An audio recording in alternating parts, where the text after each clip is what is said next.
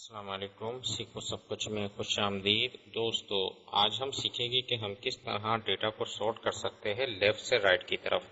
तो दोस्तों, हमने टॉप से बॉटम की तरफ तो सॉर्ट किया ही है, लेकिन क्या हम लेफ़्ट से राइट सॉर्ट कर सकते हैं डेटा को? जी हाँ, बिल्कुल। माइक्रोसॉफ्ट एक्सेल में यह काम आप बआसानी कर सकते हैं। मैं आज आपको बताऊंगा कि हम इसको किस तरह करेंगे। तो दोस्तों, हम इस काम के लिए सबसे पहले आप डेटा को सिलेक्ट कर लीजिए जिसको आपने सॉर्ट करना है। तो सिलेक्शन करने के बाद आपने सॉर्ट का ही ऑप्शन यूज़ करना है। जैसे ही मैं सॉर्ट पर क्लिक करता हूँ, सॉर्ट एंड फिल्टर पर, तो आप देखेंगे कि कस्टम सॉर्ट का ऑप्शन है। आप इस पर क्लिक कर दीजिए। इस पर क्लिक करने के बाद यहाँ आपको एक ऑप्शन नज़र आएगा ऑप्शंस का।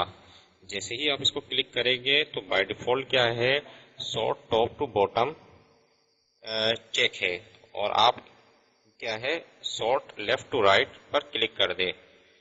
अब क्या होगा कि ये जो सॉर्ट करेगा वो लेफ्ट से राइट की तरफ सॉर्ट करेगा। ओके कर दिया मैंने।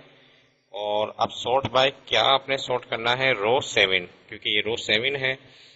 तो जैसे ही मैं रो 7 को सिलेक्ट करूंगा, क्योंकि पहले जो आता था वो कॉलम आता था, अब क्या है, ये रो आ रही है।